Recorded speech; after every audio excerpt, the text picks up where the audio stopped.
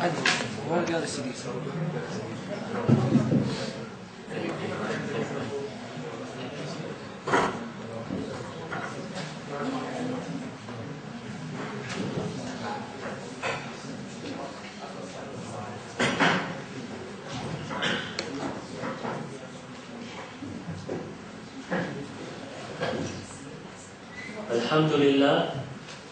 الحمد لله يستعينه واستغفره ونعوذ بالله من شرور أنفسنا ومن سيئات أعمالنا من يهده الله فلا مضل له ومن يضلل فلا هادي له ونشهد أن لا إله إلا الله وأشهد أن محمدا عبده ورسوله أما بعد. Dear respected brothers, sisters, friends, I'd like to invite you to our next event, delivered by Brother Abdur Raheem Green. Is there a God? Brother Abdur Raheem Green is very famous in his dawah work. He delivers lectures and he's very famous for his series in dawah in the park. He's also delivered lectures at many other universities, including ours. Inshallah, the program today will last for around 50 minutes, after which there will be 50 minutes, inshallah. After which there will be a question and answer session for 15 minutes. I'd like to begin by the recitation of the Holy Quran. أعوذ بالله من الشيطان الرجيم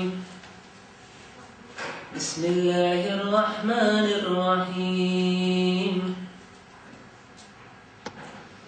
هو الله الذي لا إله إلا هو عالم الغيب والشهادة هو الرحمن الرحيم هو الله الذي لا إله إلا هو الملك القدوس السلام المؤمن المهيمن العزيز الجبار المتكبر سبحان الله عما يشركون هو الله الخالق البارئ المصور له الأسماء الحسنى يسبح له ما في السماوات والأرض وهو العزيز الحكيم. The translation: He is Allah, other than whom there is no deity, knower of the unseen and the witnessed. He is the entirely merciful, the especially merciful. He is Allah, other than whom there is no deity, the sovereign, the pure, the bestower of faith, the overseer, the exalted in might, the compeller, the superior. Exalted is Allah above whatever they associate with Him. He is Allah, the creator, the inventor, the fashioner, to Him belong the best names. Whatever is in the heaven and the earth is exalting Him, and He is exalted in might and wise. Inshallah, without further ado, I'd request Brother Abdur Raheem to do his lecture. Alhamdulillah Rabbil Alameen. Allahumma salli ala Muhammadin wa ala alihi wa sahbihi wa sallam. We'd like to begin by praising Allah and praise Him, and we seek His help and we ask for His forgiveness. And we seek refuge with Allah from the evil of ourselves and from the evil consequence of our evil actions.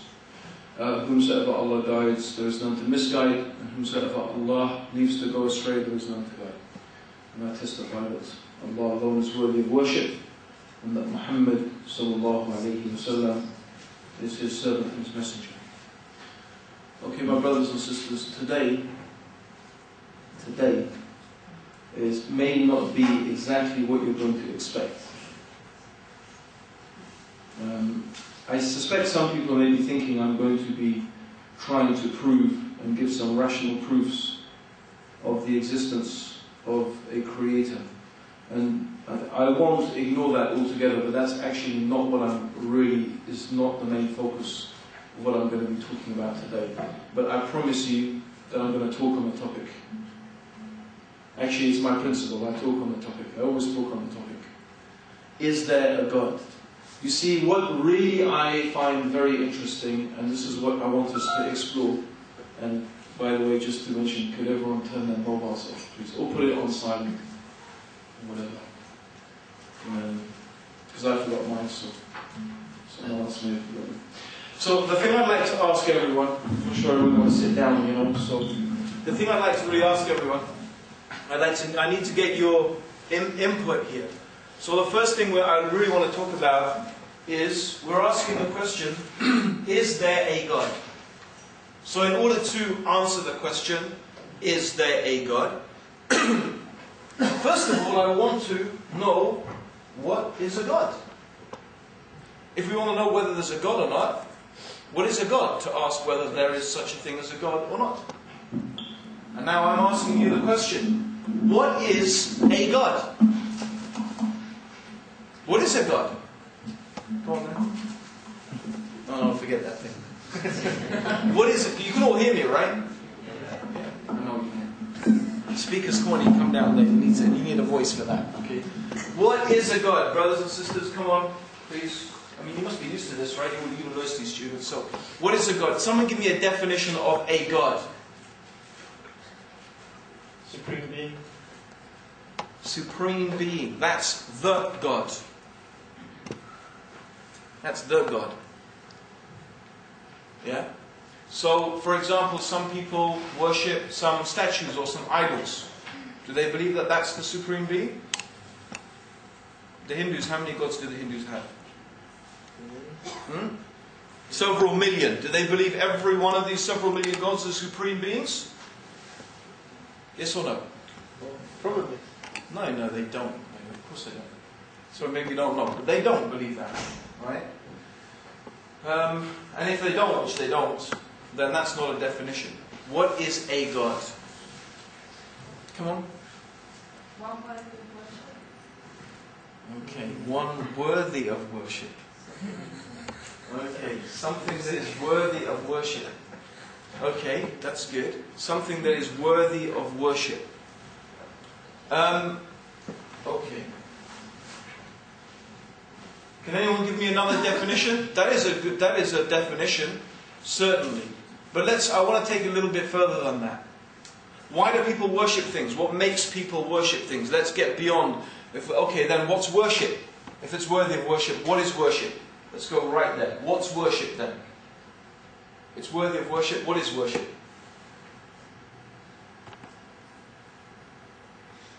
Yeah? So worship's not one thing. Worship can start off as just knowledge that it exists. And therefore, from there it can be... So I know the glass exists, right? And by knowing that, I'll worship it. But if you don't know that it exists, how can you worship it? Oh, but I mean, you know, that's like saying, you know, that's not. No, I mean, you know, that's really doesn't help anything. Okay, so let's go back. What is a God? What is a God? Okay, let's think of it. Try and think of it like this. Try and think of it this way. Why do people worship things? Why do people worship things? We all agree that a God is something that people worship. Does anyone have a problem with that definition? Yeah? A God is something that people worship. Yes? Yeah? Yes? Yes. No, because some of you are looking very blank. So I'm just making sure that everyone's actually here on planet Earth. Right? Okay? So we all agree that a God is something that people worship. Why do people worship things? Because we are weak. Huh? Because we are weak. And that Because we are weak. Yeah, go on. we're in need. Yes, we're in need. That's it. We're in need. We are weak. Something greater than us. And we're in need. Something greater than us. Yeah. I mean, for example, I may think that Muhammad Ali is a greater boxer than me, but I don't worship him. Yeah? So there's something specific. I mean, you're getting there, but why do people worship things? We're weak. Go on. Okay. Okay, you heard my thing. Okay, why do people worship things? Because we believe, or the person who's worshipping that God, they believe that by worshipping it, they're going to get what they need and get what they want. Yes? So if we just give a simple example. You know, someone worships a statue or some idol or some god, right? And they pray to it and they sacrifice to it. And they believe that by praying to it and sacrificing to it and worshipping it, they are going to get what they want and what they need. Yes? That's why they worship it. They believe that in some way, this thing has the ability to give them what they want and what they need. Yeah? Many religions, pagan religions, have different gods for different things. Yeah? So if you want to win you're having a battle, or you're fighting a war, and you want to win the war, you worship the god of. And if you want the rain to fall, you worship the god of. Good. This is excellent. Getting someone. And if you want to have a child, you worship the fertility god. Okay? And if you want the crops to grow, you worship the crop god or whatever. So this is quite often you have different gods for different things. And people believe that by worshipping these gods, by worshipping these things, they will get what they need and what they want. That's the God, and that's the worship of the God. So a God can be defined as something, or let's put it this way. Let's branch out just from that narrow concept of what is a God. The narrow concept being, we just imagine that a God is some idol or some statue. Let's make it a bit more comprehensive and think about this. Your God, I'm talking actually to all of us here, you individually. Your God, whether you call yourself a Muslim or not, your God is the thing that you think is going to give you what you want and what you need. Your God is the thing that you think is going to give you what you want and what you need. That is your God. For some people, the God takes on the form of a manifestation of some physical thing, an idol, a statue. Maybe that idol or statue represents a spirit or a power. But for other people, their God is something more abstract. For some people, their God is something not quite so clear. For example, wealth. I'm sure if we think about it, in fact, we could quite understand that for many people, wealth is just as much a god as Krishna or Ganesh or Zeus or Aphrodite or, I don't know, whoever, whatever other gods that people worship. Because how many people imagine that by having wealth, I will get what I want and what I need? How many people believe that money is the means to achieve what I want and what I need? Lots of people. Yeah? If you believe that money is going to give you what you want and what you need, if you believe that money somehow has that power to give you what you want and what you need, then indeed your God is money. If you believe beauty is going to give you what you want and what you need, or fame, or fashion, or music, or. In fact, if we think about it, the answer to this question is quite simple. Is there a God? There are millions of gods. In fact, there are as many, you can't even count how many gods there are. Because whatever people believe is going to give them what they need and what they want, that's their God. Everybody has a God. Everybody puts their faith, their hope, their trust in someone or something. You can't help it. In fact, it's part of human nature. It's part of the human condition. Part of what it means to be human is exactly that thing. You put your faith in things. You put your hope in them. You put your trust in them. You rely upon them. And you worship them. the worship doesn't necessarily have to be some sacrifices and some rituals in front of an idol. Worship can take on many different forms. Worship is the actions and the things that you do in order to get your God to give you what you want. Right? That's what you do. In order to get your God to give you what you want and what you need, worship is what you do to acquire that. So for idols it may be some sacrifices, some food, some prayers, some devotions, some, I don't know. But how about for other things? Well, equally. You see, I came from a part of society, okay, the what you could call maybe the upper middle class, British, white, English society. Don't sound it like it anymore, because it's from mixing around too many Arabs and Pakistanis and East Londoners and stuff like that in it. So it's taught like this, mate. But believe me, if you met me 20 years ago, I sounded like Prince Charles. But my accent has... I can slip back into it when I need to, you know. When I absolutely I can sort of roll back into the old way of talking, old chap, you know. So, but I used to talk like that the whole time, through my nose or through something else maybe. But anyway, that's the sort of society I was brought up in. And there is this great... And let's be frank about it. Okay? This great quasi-religious ritual, perhaps not so popular anymore, but a great quasi-religious ritual of the white upper middle class is called the dinner party. And I was brought up with lots of dinner parties. And everything was about being you and being non-you. My mother was always going on about, oh, you shouldn't do that, it's very non-you. You shouldn't say that, it's very non-you. I mean, there was a whole set vocabulary. There were certain words that we were never supposed to use. We were never, for example, supposed to say toilet. You'd never say, excuse me, where's the toilet? Oh my God. It was one of those. Those nouveau riche, new rich, as opposed to old, traditional, established toilet. You see, in its attempt to make a good, solid thing, English word, loo, lavatory, bog, where do I... you can say, in fact, anything, but don't say toilet. Because when you say toilet, you're trying to make yourself sound sophisticated, but all you've really done is show that you're just ignorant.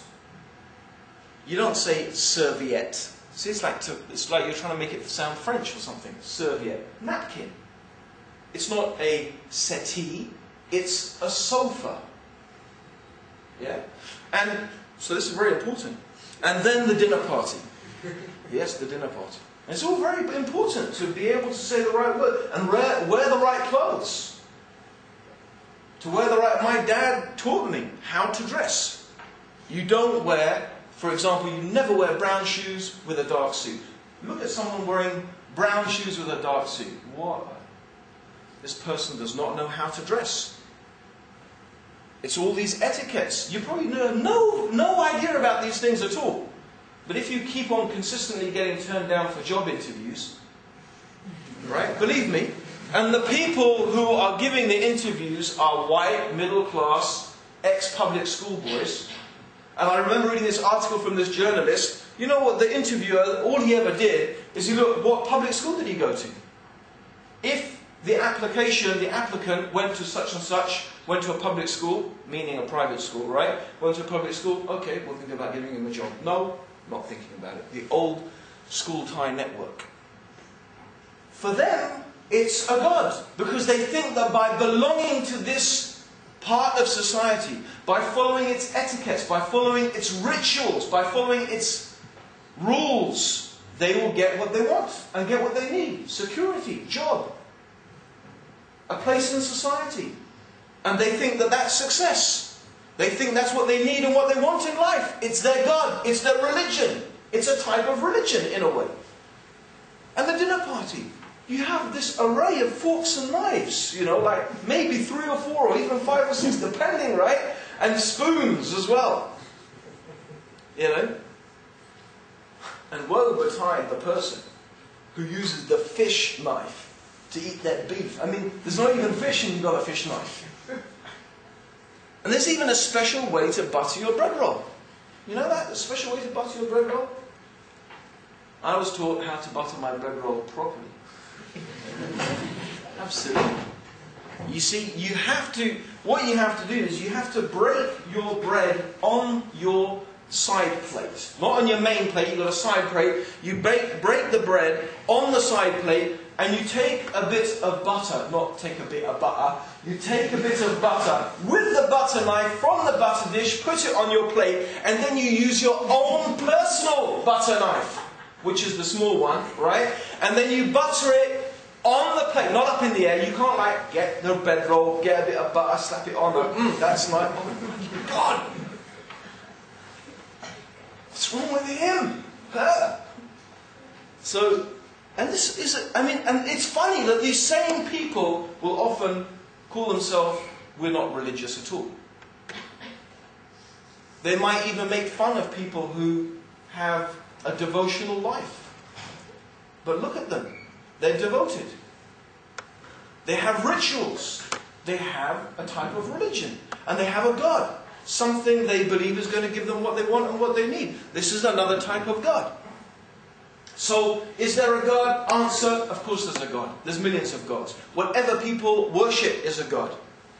Whatever people put their faith and their hope and their trust in is a God. And everyone has it. Even atheists, they have gods. They have a God. So the real question, actually, this is a non-question, and we've answered it already. So I'm going to turn this question and put it in a different way. Out of all the things that people worship, out of all the things that people put their faith and their hope and their trust, and they rely upon them, and they believe that these things are going to give them what they want and what they need, which ones, if any, are actually worthy of worship? In other words, which of all of these gods that human beings worship, which one can actually give us what we need and what we want? Which, or what actually has the capability to provide us, to fulfill our needs and our desires? Which one is worthy of putting our faith and our hope and our trust in? This is the real question. So the true God, a true God, is one that is worthy of being worshipped. Something that can truly give us what we need and what we not want. And now what I plan to do is to destroy the false gods. That's my intention. I don't mean it in a very aggressive way. It just sounds a bit dramatic. You know? But no, my intention really is rather less dramatic than that. But what I do hope to do is just go through some of the main categories of things. I'm not going to go through every single, because we'd be here a long, long time. Okay? But I'm going to go through some of the main categories. I don't intend to use any very sophisticated arguments. In fact, most of my arguments are going to be taken right from this book here. It's called the Quran. Okay? Most of my arguments are going to be taken from the Quran. Okay?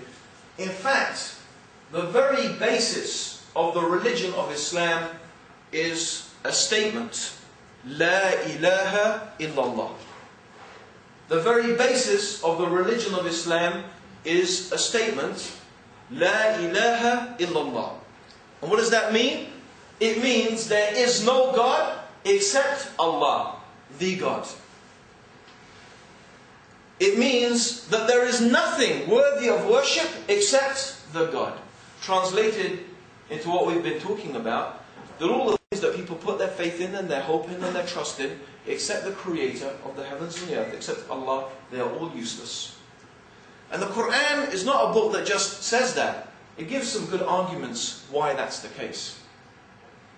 The Quran talks about things that people worship, the gods that they worship. And the Quran talks about why these things are not worthy of being worshipped. I said that I wasn't really going to talk about the proof of the Creator's existence, and the reason is because I personally think it's not much of an issue. But let's spend some time on it. The Quran mentions some discussion concerning those people who believe that this universe is a product of some random event, chance and coincidence, who maybe just think the universe happened to just be here. But before we even go into some of these discussions, I'd like to lay down the premise on which our discussion is based. In other words, what is the point of view that we're coming from? Well, the point of view is really one of common sense. This idea that human beings, in general, human beings share a common set of perceptions. There is a way we perceive the world, and that is common to all of us. There are some certain things that all human beings everywhere can agree about. And there's no argument about it. For example, there may be an argument about it in a very philosophical sense, but in general, people do not disagree with the statement, part of something is less than the whole. A part is less than the whole. Part of something is less than the whole of a thing. Yes? It's not a controversial statement. It's something universally accepted. Okay. And there's a few things like that human beings agree about. One of the things I think that's universally agreed about by human beings, you won't find two people really, except some people who just like to discuss for the sake of discussion, but you won't find two real people disagreeing or arguing with the statement, you don't get something coming from nothing. In general, the universal experience of human beings is that when we see something or we observe something, we know and we understand that that thing has had a cause. It has been caused by something else.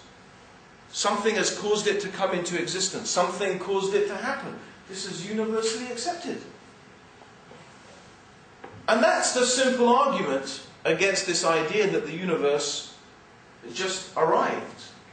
Because where in the totality of human experience can we say that we have seen or known such a thing to happen? In fact, our common experience tells us that when we see things working according to laws, patterns and systems, and the more sophisticated those patterns and systems, and the more intricate those laws, then it is a type of indication to us from our universal experience of a higher form of intelligence. Yes?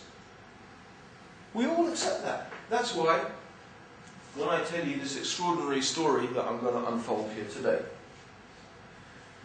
and that is that here is something that is made essentially of two important components. Plastic, yeah, and silicon.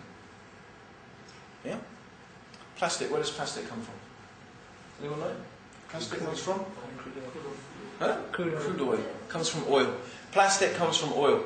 And silicon is sand. Tell me a place where there's lots of oil and sand. Saudi Arabia. Well, you got it, because one day I was walking along in the desert in Saudi Arabia and I found this lying. It is a product of thousands and thousands and thousands of years of random events.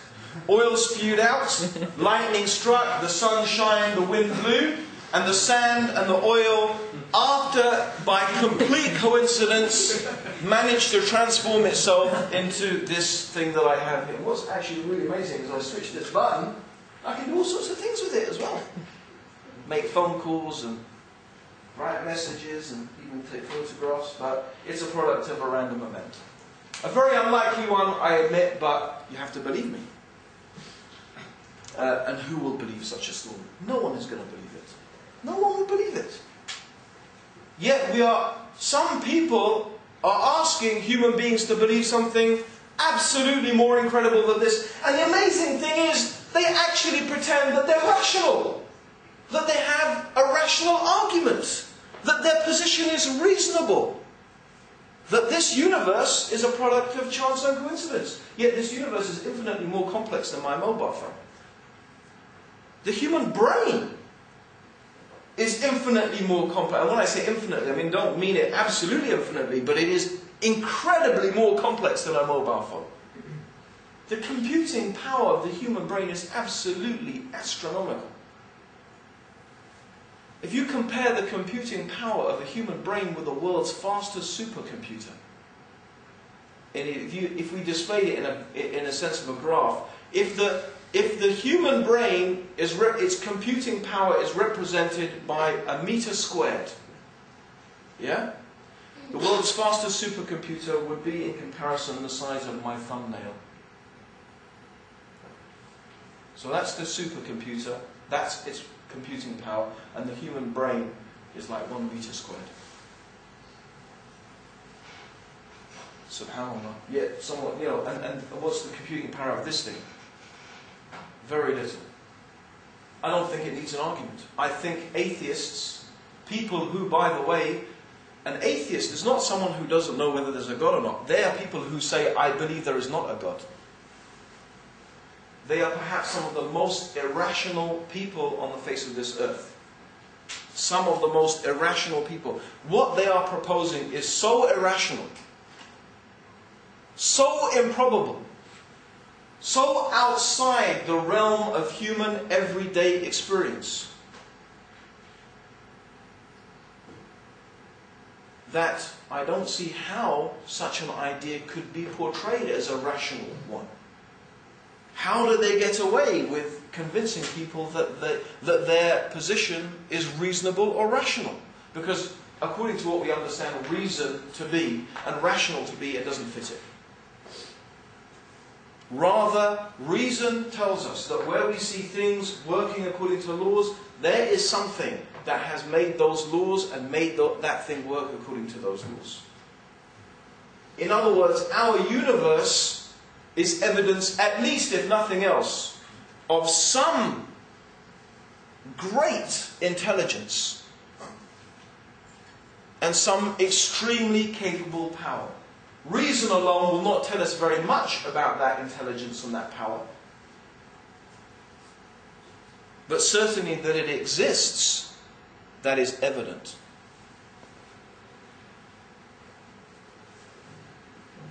I want to look, however, at some of the other categories. I'm not really going to go much more deeply into this, into the concept of there being a creator. There are some arguments that we could develop about how we could understand that there could only be one such creator, and that this creator is eternal and self-sufficient. In other words, the creator of this universe must be different from the universe. One of the reasons being, if the creator of the universe, if the nature of God or the creator was the same as the creation, then the creator would actually be still creation. Yes. If its nature is the same, then it would be the same creation. In other words, it doesn't really answer, and it doesn't really give us an explanation of how did this universe come into existence, how did it come to be the way it is. That's why it's really quite rational and reasonable to assume that the being that has brought this universe into existence, it is very rational and easy to conceive how that being must be eternal, self-sufficient, of a different nature from the creation. And that, by the way, automatically answers the question that people pose, well, if everything needs a creator, who created the creator? Because something that's eternal and self-sufficient doesn't need a creator. The universe, however, is not evidence. It's, from what we can see, it's not self-sufficient. The creator, however, we can't examine in the same way that we can examine the universe, but it's a perfectly rational understanding to come to. Not an explanation that we could give about the universe that's in front of us and that we can see. The next thing that I want to examine is the worship of idols.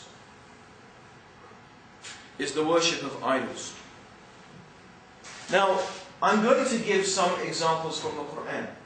And I'm going to use as a paradigm a very famous story that Muslims know about in the Quran of the Prophet Abraham. Now the Prophet Abraham, or Ibrahim alayhi salam in Arabic, his father actually was one of the people who made idols. His father was actually one of the people who made idols many thousand years before the time of Jesus. And he used to see his dad making these idols. And from the same wood that he is carving the idols, he would see his dad throw into the fire and cook with. And so from a very young age, he began to really question, why do we worship these things? Why do we worship these carvings of wood and stone? The same wood and stone that my father uses to cook with is put up on a pedestal and then people worship it. Didn't make any sense to him. And he began to think a lot about this. And he began to question other things that his people used to worship. Some of them used to worship the stars and the sun and the moon. And he began to realize that these things really were not worthy of that worship. The sun and the moon and the stars, all of them seemed to follow some laws, some patterns. They came and they went. They themselves needed some creator, some director. They were dependent. And he tried to explain that and show that to his people in a simple way. One day he saw the stars. He was pointing out to them, look, this is the God. These stars, this is one of these stars or something, this is the God. And then the moon came. And the moon was so bright it outshone the stars. He said, no, then surely this one is the brightest of all. This has got to be the God. And then the sun rose. And of course, all the stars and the moon disappeared. He says, no, surely this is the Lord. This is the one. And then of course the sun set. And Abraham said, how can I worship something that sets? He said this to make them think. To make them think, how can we worship these things? That these things themselves are incapable. And he tried to explain to them, why should you worship some stone and some wood? But he was very frustrated. They were very obstinate. They were very arrogant. These people were set in their ways. It wasn't really so much about whether he was speaking the truth or not. It was more of a question like so many people. This is the religion of our ancestors. This is what we found our forefathers doing. We don't question it. Who are you? Who are you to say something different? But Abraham was very determined. So one day, the people were going on one of these processions, religious processions, when they go and maybe take some of the idols through the city and stuff like that. So Abraham said to those people, I'm sick. He meant by that, I'm sick of what you're doing. He wasn't actually sick. He meant, I'm sick. And he was saying to them, I'm going to show you and I'm going to prove to you that your religion is a false religion. So as they were, all of them on this procession, he went into the temple. He went into the temple where they worshipped the idols and he smashed all of them, except the chief idol. He took his axe and he hung it round the neck of the chief idol. So when the people came and they found that their idols had been demolished, Abraham said, the people said, who has done this to our idols, this great blasphemy? Who has destroyed our idols? So they started talking amongst themselves and they remembered, yeah, there's that young man Abraham. He was saying he was going to show us something, he was going to do something. So they called him. And the king said to him, Abraham, did you do this to our idols? He pointed and said, ask the big one. Ask him.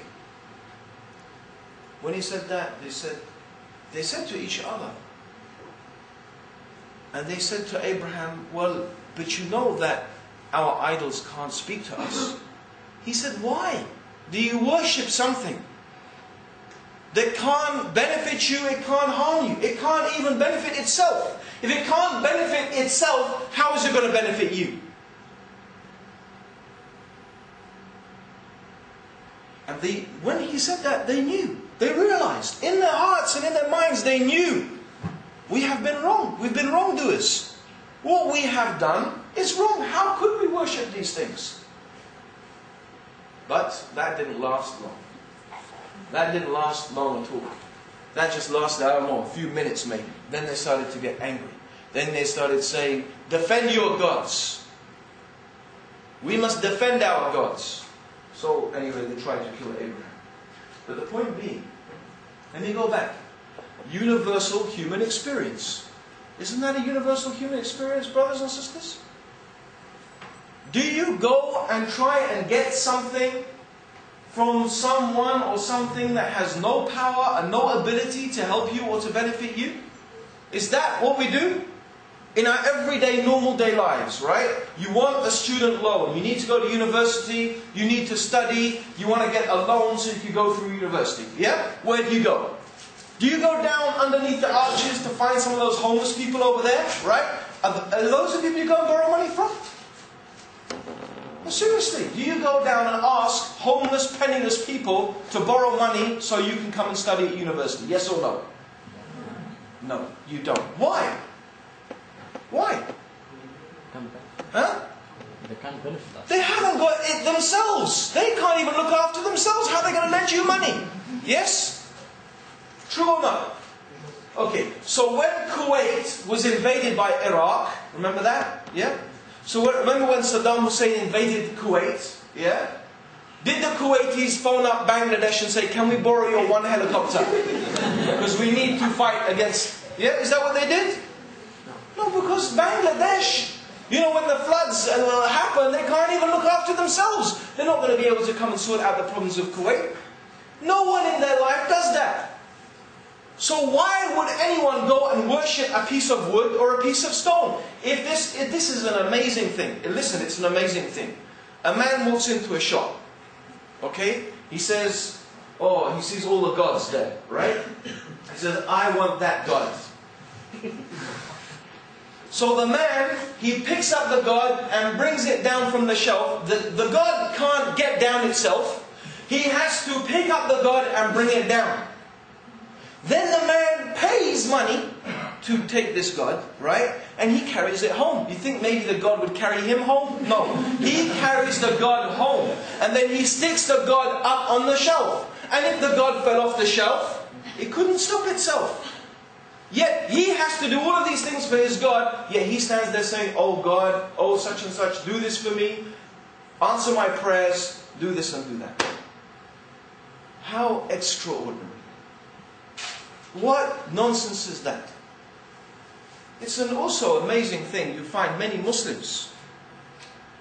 You won't find many Muslims worshipping gods like that. You know what they'll do? A man will die. A pious man will die. Yes. And they will wash him. They will wash him. Because he can't wash himself. And they will shroud him and clothe him afterwards. Because he can't clothe himself. And they will carry him to the grave. He can't walk there himself because he's dead. And they will put him in the grave and bury him. And then they will go to him and say, oh, such and this and that. Ask Allah for this and that. What's the difference? That you find many Muslims practicing this type of idolatry. The dead cannot hear the living. In fact, if the dead can't benefit themselves, when we die, our deeds are finished. We can't benefit ourselves when we're dead. How are we going to benefit others? So this is just common sense. Universal human experience. Universal human experience. Just to go back as a side point, not a side point, but another point. I remember once a brother had written me a letter, and that I had recommended that when he's talking to people about Islam, he starts about the existence of God and the oneness of God and the things that we were talking about. And all the people, this is in Cambridge, and all the people in his, at the table who were discussing, they all agreed. They all agreed with him that this universe, being a product of chance and coincidence, was extremely unlikely. But some of them said, however, it's still possible. It's still possible. And that's what we're going to follow, that possibility. And what I've said in reply is, okay, how many of you come to university, yeah? actually, maybe it's not a good example because some people probably give you this, right? But imagine, a person comes to university, doesn't study at all, doesn't go to any lectures at all, does not read any books at all, does not do any preparation at all, nothing. They just come to university and do not even anything, right? Will they go and sit in the exam and get a first? Yeah? So if you... No, wait a minute. If that's what you think, right? If you really think that it's possible, isn't it possible that you could do nothing and sit in the exam and just by coincidence just somehow get the right answers? Isn't it possible? Remotely, but it's possible. But who lives their life like that? Why is it that when it comes to these other matters of God and religion and the creation of what we worship, suddenly, I don't know, some whole different type of standard applies? Why? I don't understand. So, this is really what the Quran, its argument against idol worship. These are things that cannot help themselves. If they can't help themselves, how can they help you? Meaning worshipping them is useless and worshipping them is futile. It is of no benefit. The next broad category of things that are worshipped other than God are human beings. Many human beings worship other human beings. They put their faith in them, they trust in them, they rely upon them. Sometimes, in fact quite often, some people make human beings equal with the Creator. Of course, the example we will use here is that of Jesus. This is the example the Quran gives. There are many other man gods. Many Buddhists believe Buddha is God. The people who follow Hare Krishna believe he's the manifestation of God. There is a guy in India right now whose name is Sai Baba. Yes, people believe he is God. And there's some guy called David Beckham. Yeah? No, but I mean, I don't think anyone really thinks he's the creator or anything, right? But no, as for these others, really, people believe that they are literally the manifestation of God. Okay? But the Quran gives some very beautiful, simple arguments, points to bear in mind. Very simple. One of them is this: that Jesus and Mary, they walked on the earth and they ate food. They walked on the earth and they ate food. Now it makes where you say, where's the argument? That's the argument. Because by definition, something that walks on the earth and eats food, if it eats food, what happens to that food when you eat it? That food has to be passed out. Something that eats food relies upon food for its existence. Something that needs food in order to exist cannot be self-sufficient. Something that is on this earth is limited and temporary and finite. Whereas God is infinite and eternal. God is eternal and infinite and self-sufficient, not temporary, mortal and needy. The Quran also says, if Allah, or if God, the Creator, wanted to destroy Jesus and Mary and everything in the earth, who could stop Him? Who could stop Him? Meaning, Jesus, Mary, and everything in this earth is completely under the control of God. What is under the control of God cannot be the same as God. What is under the control of God cannot be the same as God. Simple. You don't need anything much more complicated than that. Something that eats and breathes, that we can see it and is limited, cannot be the Creator. In fact, by definition, that thing needs a Creator. That thing leads us to believe that there must be a Creator. How can it therefore be the Creator? And we could extend the arguments and we could, take it further than that, but it's very, very simple. And that applies to any human being. Anyone who claims that another human being is God. However, some Christians would say that, and maybe this is more specific to Christianity, I don't know many other religions that make this type of claim, except perhaps some pagan religions, that Jesus is not really the God, he's the Son of God. Now, the way the Quran deals with that really is by making us think, what does it mean when you say Son of God? What do you mean Son of God? What does it mean? Yeah? Son of God. What is a son? What is a son? I don't mean the sun that shines. My son, yes, my son is a human being like me. Yes? Me and my wife committed an intimate act, and from that intimate act came the child. Yes? So if God has a son, did God have a wife with whom he committed an intimate act? Is that what you're saying? If you say someone is the Son of God? In other words, let's say, did God have sex with someone? Because that's what a son is. A product of an intimate act. Most Christians would say straight away, no. That's not what we mean. So, well, what do you mean? If you say he's the Son of God. If you don't mean that God actually, literally had a wife, and by the way,